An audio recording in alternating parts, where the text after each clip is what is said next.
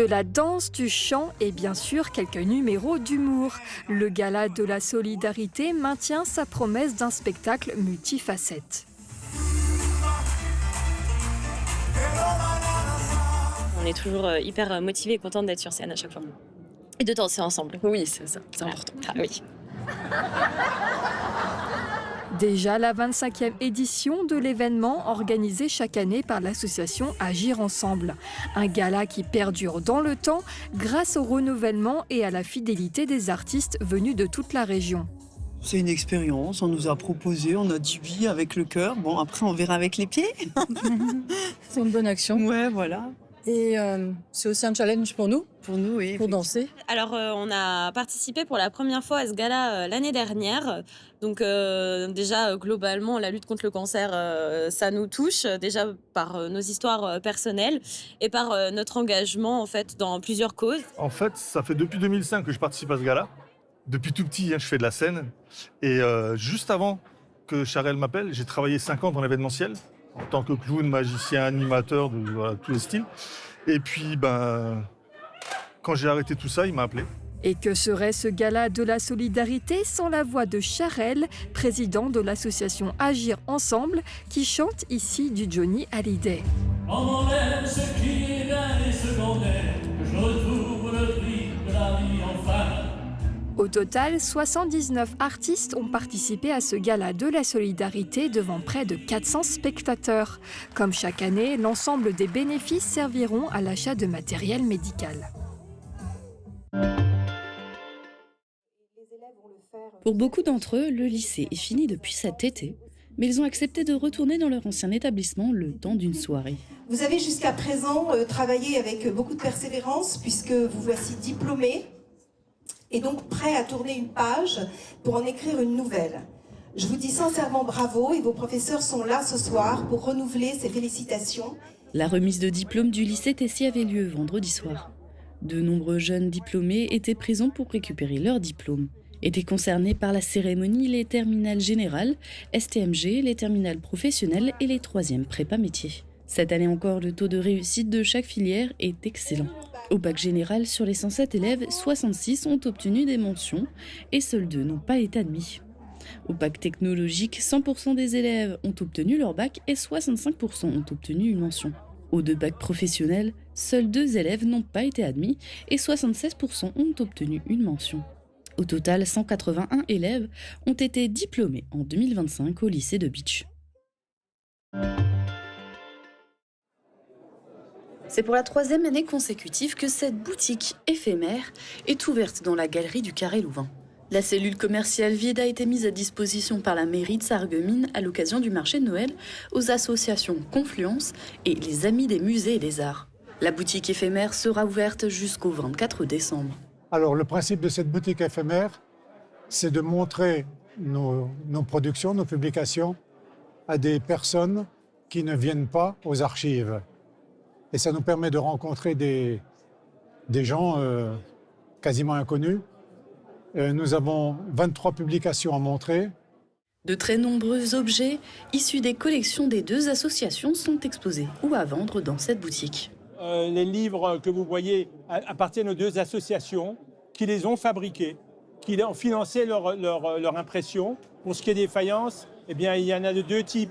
Il y en a, quand on rentre à gauche, c'est des faïences en exposition, et quand on rentre à droite, ce sont des faïences qui sont proposées à la vente. Des livres sur l'histoire des faïences de Sarreguemines sont également à vendre. Pour ces 2 associations qui ont l'habitude de travailler ensemble, le passé et l'histoire locale sont importants. L'association Confluence, c'est une association qui vise à mettre en valeur l'histoire locale et régionale. Nous œuvrons de 3 manières, avec des conférences, avec des visites sur le terrain et avec une publication. Donc cette association s'est intéressée au départ à créer le musée et ensuite à l'accompagner. Et aujourd'hui, nous sommes plus dans la sensibilisation du public à toutes ces choses du passé qui restent un patrimoine vivant. Pour gérer la boutique pendant environ 1 mois, ils sont une 50aine de bénévoles. Couverture, crépissage, peinture et isolation. Avec Modern Habitat, votre maison sera belle et confortable par tous les temps. Radio Studio 1, 105.8, la radio qui pulse entre Beach et Sarreguemines. De la pop, du rock, des années 80 et une équipe qui vit la musique à fond. Radio Studio 1. Super Orbach vous accueille au quotidien et par tous les temps. Nos traiteurs vous servent avec le sourire au rayon charcuterie. Et pour des desserts toujours plus réussis, rendez-vous dans notre boulangerie-pâtisserie. La météo avec U, commerçant autrement. Bonjour tout le monde, nous sommes aujourd'hui le 1er décembre et on ouvre la première case du calendrier de l'Avent. Est-ce que vous êtes plutôt calendrier de chocolat ou plutôt calendrier original? Dites-le nous dans les commentaires sur notre page Facebook. Et côté météo pour demain, le ciel sera à nouveau plus couvert mais restera sec. Côté température, les minimales iront de 2 à 4 degrés et les maximales de 6 à 7 degrés. Demain, nous fêtons les Vivianes et il fera jour de 8h04 à 16h37. Passez tous encore une belle journée en notre compagnie et à demain.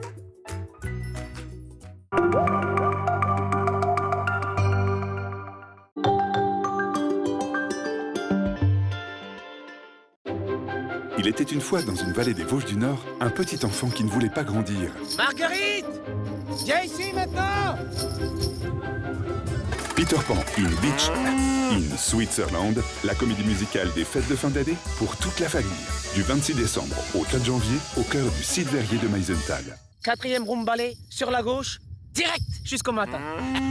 Vivez la magie d'un Noël faïencier du 21 novembre au 24 décembre à Sarreguemines.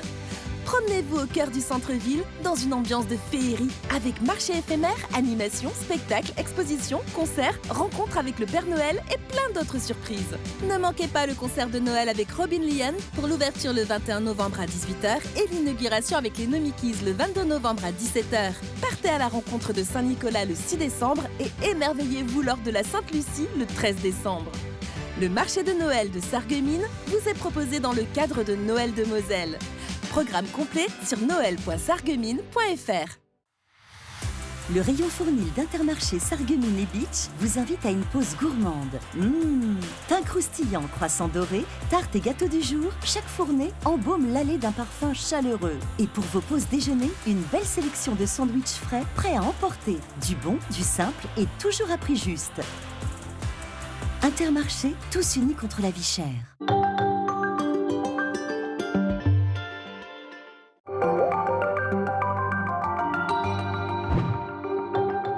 Bonjour liebe Zuschauer, am Sonntag ist wieder Kaffeekränzel. Heute haben wir als Gast das Marie Rondiot, Coiffeuse in Silsheim und Bertrand. Wir sind in Silsheim. Der Bertrand erzählt uns Geschichten über Silsheim. Das Martin hat da ein paar Coiffeurwitze und andere Witze noch. Und ihr werdet sehen, wir haben so gerne den Barbier von Sevilla dabei, also der Sebastian von Radio Melodie, wird uns etwas erzählen über die badischen Männer. Bleibt dran, am Sonntag auf jeden Fall mit Kaffeekränzel.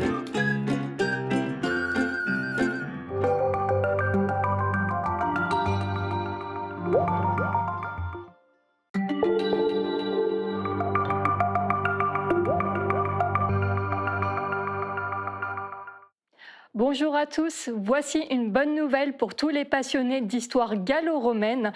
Cette année, un vaste chantier de restauration a démarré au parc archéologique de Bliesbruck-Ranheim. Sur le forum romain, donc ancienne place publique de la cité antique, les vestiges d'une basilique antique ont été remis en valeur grâce à l'intervention de l'entreprise Léon Noël, un chantier de restauration engagé par le département de la Moselle, co-gestionnaire du parc archéologique. Et pour en savoir plus sur ce qui a été fait et ce qui nous attend encore sur ce site, nous recevons Hugo Beaune, donc conducteur des travaux. Bonjour. Bonjour. Merci d'être parmi nous sur Mosaïque Cristal. Votre entreprise est spécialisée donc dans la restauration du patrimoine et de monuments historiques.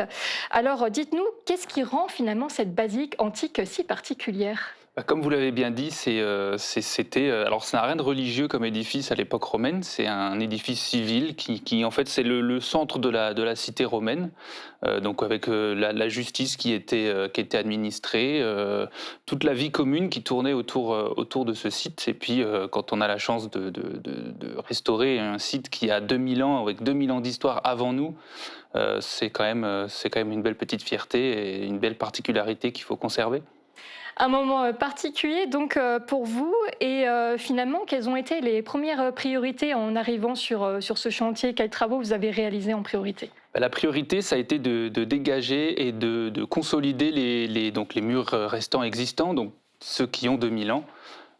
Donc à remettre en place des morceaux de pierre qui ont pu tomber, refaire toute une maçonnerie pour les consolider correctement avant de pouvoir commencer la suite des travaux et la mise en valeur de la basilique. Oui, j'imagine avec le temps, les vestiges se sont un petit peu fissurés, il y a eu quelques dégâts sur place. Exactement, donc il y a la météo qui joue un rôle fort sur la dégradation des maçonneries. Vous avez aussi les activités humaines, parce que pendant longtemps ça a été recouvert, on avait de l'agriculture par-dessus. On voit encore aujourd'hui des traces de cette agriculture sur les vestiges, par les machines qui sont utilisées.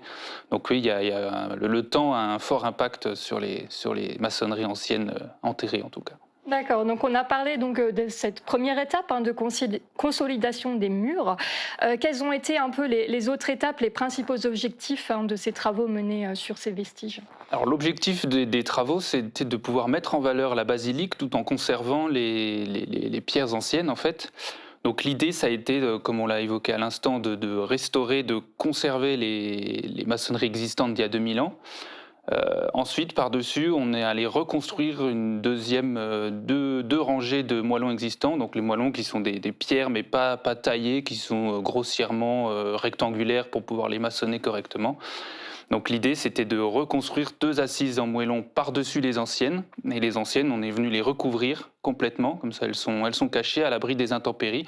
Et on ne voit que les deux rangées, on va dire modernes, même si ce n'est pas tellement le terme, et c'est elles qui vont être abîmées par le temps par la suite, mais c'est moins grave puisque ce n'est pas les assises historiques. D'accord. On a déjà évoqué donc ces premiers aspects de travaux, mais j'imagine lorsque l'on s'attaque à un tel chantier, notamment de restauration de vestiges antiques, on doit utiliser certaines méthodes de travail. Est-ce que ça a été le cas aussi pour vous sur ce chantier? Tout à fait. La spécificité là-dessus, c'est qu'on va utiliser les matériaux et les techniques qu'ils ont utilisés il y a 2000 ans. On va être aidés, nous, par l'électricité, l'électronique, ce genre de choses, mais sur le terrain, la technique de maçonnerie et les matériaux utilisés sont à peu près les mêmes. D'accord. Est-ce qu'on peut revenir sur l'une de ces techniques justement utilisées sur le terrain? Tout à fait.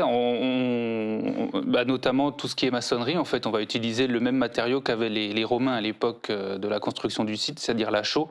On ne va pas utiliser le ciment, déjà parce que c'est interdit pour nous dans le cadre d'un monument historique, et parce que c'est un matériau qui réagit pas très bien avec la pierre, qui va avoir tendance à abîmer la pierre. Donc nous, on utilise de la chaux, qui est un dégradé de pierre calcaire chauffée puis refroidie, et qui a cette particularité de laisser respirer la pierre et donc de la conserver dans le temps. Alors c'est un monument historique, on vient de le dire. J'imagine il y a eu certaines contraintes. Quels défis vous avez dû relever lors de ce chantier? Les contraintes, initialement, c'était sur les matériaux. Il faut qu'on utilise les matériaux les plus proches possibles de ceux qui sont sur le site, même s'il y a 2000 ans, forcément, ça a beaucoup changé et qu'il a fallu trouver d'autres solutions pour compenser des matériaux qu'on ne trouve plus. Après, les défis, ça a surtout été de s'adapter à ce qu'on a découvert sur site pendant les travaux, parce que même s'il y avait eu des fouilles, l'ensemble de la basilique n'avait pas été fouillé. Donc, nous, en faisant les travaux, on a des fois trouvé des choses, on a dû adapter certains travaux, on a fait des adaptations sur un mur dans un certain état. Au lieu de le reconstruire, on l'a embelli autrement. On a trouvé dans l'épaisseur des murs des traces d'anciens fours qu'on a mis en valeur aussi. Voilà, c'est des adaptations qu'on a fait surtout sur les découvertes qu'on a pu trouver au fur et à mesure des travaux. D'accord. Et pour mener un tel chantier, quelles compétences finalement sont nécessaires pour réaliser toutes ces étapes et aussi faire face aux surprises comme on vient de l'évoquer? Nous, dans l'entreprise, on a des maçons et des tailleurs de pierre, donc c'est même des maçons qui sont spécialisés en monuments historiques, qui travaillent la pierre, la brique, ce genre de choses. On utilise très très rarement le béton, donc c'est pas des maçons classiques, on va dire. Et en termes de compétences, si vous voulez, en fait, on se rapproche beaucoup, comme j'ai déjà dit, c'est les techniques ancestrales qu'on vient réutiliser. On vient céder des technologies d'aujourd'hui, mais on est sur les techniques ancestrales. En termes de compétences, il faut avoir une certaine connaissance de l'histoire et faut réussir à lire un petit peu l'édifice tel qu'il est aujourd'hui, parce qu'on va retrouver des traces de différentes époques, et donc il faudra adapter les méthodes de construction pour que ça colle, puisque la politique de restauration en France va être plutôt de conserver les traces de l'ancien. Et même s'il y a eu une modification à un moment donné, à une époque qui change un peu par rapport à l'initiale, l'idée c'est de garder la lecture qu'on a aujourd'hui et toutes les époques. Donc il faut s'adapter quand on construit, avoir la lecture pour remettre en place toutes ces époques. Donc un travail aussi mené conjointement avec les archéologues sur place qui avaient réalisé les fouilles aussi. C'est ça, tout à fait. Sur les parties qui n'ont pas été fouillées, c'est eux qui ont, avant qu'on intervienne, ils ont dégagé, c'était en même temps, on a phasé un petit peu les travaux. Mais oui, c'est ça. Pendant qu'on travaillait sur une partie, ils fouillaient l'autre partie. Et donc, ils ont fait quelques petites découvertes, je pense. Mais ils sauront mieux vous en parler que moi. Alors, cette basilique antique a fait partie de cette première phase du chantier de restauration, puisqu'il nous attend encore une restauration de la fontaine antique, donc prévue l'année prochaine. Est-ce qu'on peut déjà en dire quelques mots sur ce prochain chantier ? En quelques mots, l'objectif est le même, c'est de pouvoir mettre en valeur la fontaine qui existe aujourd'hui en conservant les maçonneries d'il y a 2000 ans. Ça s'annonce un chantier intéressant puisque c'est avec la basilique l'autre bâtiment important de l'ancien forum romain, qui était le centre de la ville. Donc oui, un projet intéressant qu'on a hâte de démarrer. D'accord. Eh bien, merci beaucoup, Monsieur Beaune, d'être venu nous partager l'ensemble de ces travaux réalisés au parc archéologique de Bilsburg-Ranheim. Et si justement vous voulez en savoir plus sur ces deux bâtiments antiques, que ce soit la basilique ou encore la fontaine, rendez-vous bien sûr au parc archéologique de Bilsburg-Ranheim qui dispose d'expositions permanentes et temporaires parfois. Merci beaucoup et bonne journée à tous sur Mosaïque Cristal.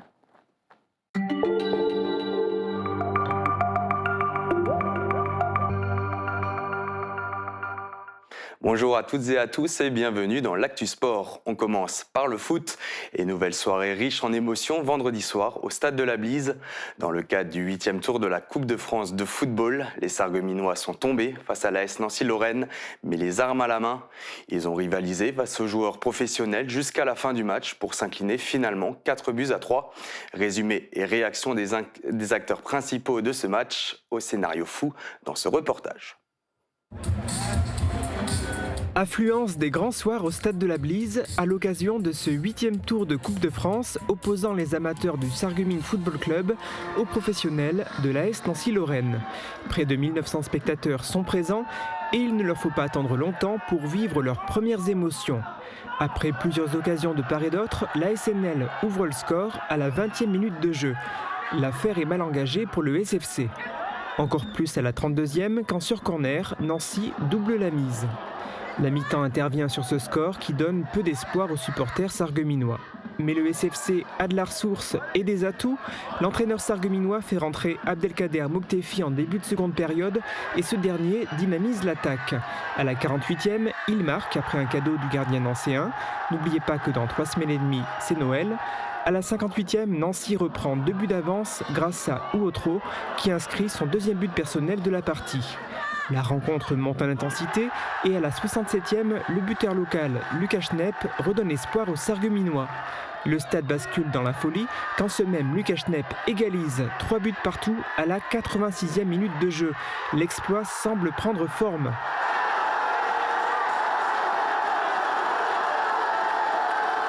C'était sans compter sur le 4e but nancéen, inscrit par un joueur originaire de Sarreguemines, Matteo Gendez, à la 92e minute de jeu. Terrible dénouement pour les joueurs du SFC qui n'ont pas démérité. Honnêtement, on sort grandi parce qu'on arrive à les faire déjouer quand même. Aujourd'hui, il nous a manqué un petit peu d'énergie sur la fin pour pouvoir mener cet exploit jusqu'au bout. Mais sincèrement, je pense qu'on méritait la victoire sur le match. Après, les dieux du football en ont décidé autrement. On savait que ça allait être un adversaire compliqué sur leur terrain, qui était un peu compliqué. Mais on savait aussi que si on mettait les ingrédients, qu'on allait passer. Et voilà, on les a mis, même si on s'est fait peur un peu. Bon, après, l'objectif, c'est la qualification. La qualification a été obtenue, donc on passe à autre chose. Les prochains rendez-vous pour les deux équipes seront des matchs de championnat. En Ligue 2, l'AS Nancy-Lorraine se déplacera vendredi à Grenoble. En Régional 1, le Sarreguemines Football Club ira en Alsace samedi pour défier Strasbourg-Königshofen. Merci à tous. Et même si le résultat n'a pas été favorable à l'arrivée, les supporters du SFC venus en nombre ont été satisfaits de la performance de leur équipe.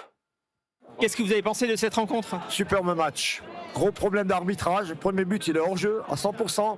Et puis bon, on a un problème de défense à Sarreguemines. Mais bravo pour des gars qui bossent tous les jours contre une équipe de Ligue 2, des professionnels qui franchement n'ont pas mérité de gagner. Quand c'était à 3-3, j'ai dit ça y est, on va y aller au pénalty. Mais bon, malheureusement, on a pris un but bête. C'est la loi du football, c'est comme ça. C'est une grosse déception parce que je pense qu'il y avait moyen de passer contre Nancy. Et j'aurais bien aimé voir les tirs au but à 3-3, ça aurait été fantastique. Et je pense que le public était là pour les faire gagner aujourd'hui. Dommage.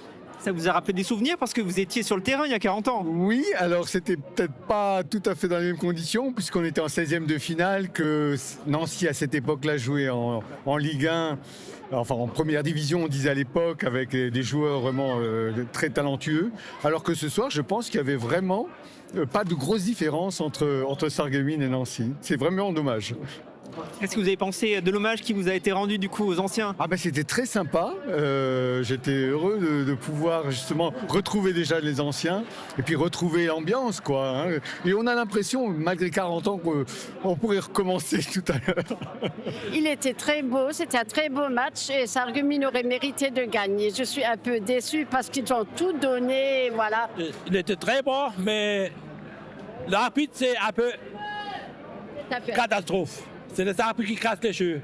Franchement, c'était incroyable. J'ai passé un trop bon moment. Un peu déçu le dernier but là. C'est cher payé. Parce qu'en vrai, j'ai pas vu autant d'écart que ce qu'on avait dit. À part l'écart technique qu'il y a eu, ils se sont bien battus sur le terrain et tout. Moi, je suis trop contente. Franchement, je suis fière. Dégoûtée pour le dernier but, mais je suis fière quand même. Match incroyable. Je pensais avoir vu le match de l'année à Sarreguemines contre Furiani. En fait, il s'avère que ce match-là était bien au-delà de mes espérances. Haletant du début à la fin, c'est tout ce que j'aurais à dire. Vous avez vibré, vous y avez cru ? J'y ai cru, ouais. Après, Sarreguemines peut s'en vouloir parce qu'au final, Nancy marque 2 ou 3 buts, je pense, sur des erreurs de défense. C'est moche, mais bon, c'est la Coupe de France, c'est comme ça. Mais du côté des deux présidents du club, cette défaite dans les derniers instants du match fait quand même très mal, malgré la performance globale affichée. Alors, messieurs, pas trop déçus ? Ah si, fondamentalement déçu. Je veux dire, le scénario est, je sais pas, homérique, c'est un match de folie auquel on a nous assisté. Mais la fin est terriblement cruelle pour nous. On prend un but dans le temps additionnel contre une équipe de Ligue 2, alors que 2 fois, on est revenu de 2 buts. Donc c'est terrible. Partagez cet état d'esprit, Rudy ? Oui, alors on perd 2-0. On est mené 2-0. Sur le premier but, hors-jeu, j'ai vu les images à la mi-temps. Hors-jeu. Il y a un pénalty sur Lucas Schnepp, en première mi-temps. Bon, c'est fait. On reprend en deuxième mi-temps, on met le 2-1 pour rendre le match fou. On prend le 3-1 et ensuite, moi, personnellement, j'ai vu qu'une équipe sur le terrain. Voilà. Et personne n'a vu les 4 divisions d'écart. Et quand tu arrives à égaliser et revenir à 3-3, à la 88e minute, pour perdre 3 minutes après, il n'y a que le foot qui ramène des sales émotions comme ça. Vous avez vibré, vous êtes fiers de vos joueurs ? Oui, très fier. Très fier parce qu'à aucun moment du match, j'ai vu 4 niveaux d'écart. À aucun. On n'a jamais eu l'air ridicule. Au contraire, en deuxième mi-temps, on a été héroïque. Mettre 3 buts en une mi-temps à une Ligue 2, pas beaucoup de clubs de R1 le font. Depuis le début de saison, je crois que c'est la 11e fois qu'on revient au score. Donc effectivement, on a peut-être un petit problème à l'allumage. Mais maintenant, voilà, je pense que demain, ce qui prédominera, c'est la fierté. La fierté d'avoir reconstruit ce club de pas grand-chose. La fierté d'avoir reconstruit une équipe avec 15 départs il y a 3 mois, avec que des jeunes qui ont tous un état d'esprit magnifique. Ils l'ont prouvé, puisque on ne revient pas de 2-0 et de 3-1 sans avoir une mentalité top. On peut aussi souligner le beau geste de l'AS Nancy en fin de match. Le club a laissé au SFC toute sa part des bénéfices de la rencontre. En Coupe de France toujours, on peut aussi noter le succès du FC Frémin qui s'est imposé 1-0 face au Racing Besançon, club de National 3. L'US Sarre-Union n'a pas connu la même issue puisque le club alsacien s'est incliné sévèrement face au FC Sochaux sur le score de 6-0. Eux auront rendez-vous en 32e de finale de la Coupe du Grand Est. Les joueurs de l'entente Arène et Schmidt-Villers se sont qualifiés sur la pelouse de l'AS Ingviller. Au terme d'un match qui s'est fini sur un 0-0, les Rouges et Blancs ont su se départager avec la séance de tir au but. Une séance remportée 5-4 qui leur permet de continuer dans cette compétition. Prochain match pour l'AES en championnat samedi sur la pelouse de l'US Nousviller. On passe au handball maintenant avec le CO Sarralbe toujours plus haut. Les Sarralbigeois se sont une nouvelle fois imposés ce week-end. Un match serré qui s'est scellé sur le score de 27-17 à l'ES Handball à Gondange. Après une première mi-temps équilibrée, l'équipe a su prendre le dessus en seconde période pour aller chercher cette victoire importante. Sarralbe est toujours en tête d'honneur masculin avec 4 points d'avance sur le deuxième Vigneulles. Prochain match ce samedi contre Mexi Handball Sporting Club. En tennis de table maintenant, Sarreguemines n'y arrive pas. Les joueurs ont concédé une nouvelle défaite en déplacement à Bar. La confrontation s'est terminée sur le score de 10-4 pour les locaux. Les Sarregueminois sont derniers de leur groupe de Grand Est Élite avec seulement 5 points au compteur. Actuellement, ils accueilleront Heurt le 13 décembre prochain à Sarreguemines. Enfin, tout va bien pour le coureur sarregueminois Michel Munch, champion de France non-voyant du semi-marathon. Engagé sur le semi-marathon élite de La Rochelle, il était accompagné pour la première fois de ses 2 guides, Lucas Hiller et Maël Tribou. Une association réussie puisque Munch a battu son précédent record personnel et boucle la course en 1h15 et 57 secondes, améliorant de plus d'1 minute 30 son ancien temps réalisé en 2023 à Paris. Très satisfait de sa performance à La Rochelle, il se prépare déjà pour ses prochaines courses avec les championnats de France de cross-country et plusieurs meetings internationaux en janvier. Merci d'avoir suivi l'Actu Sport, je vous souhaite une très belle journée.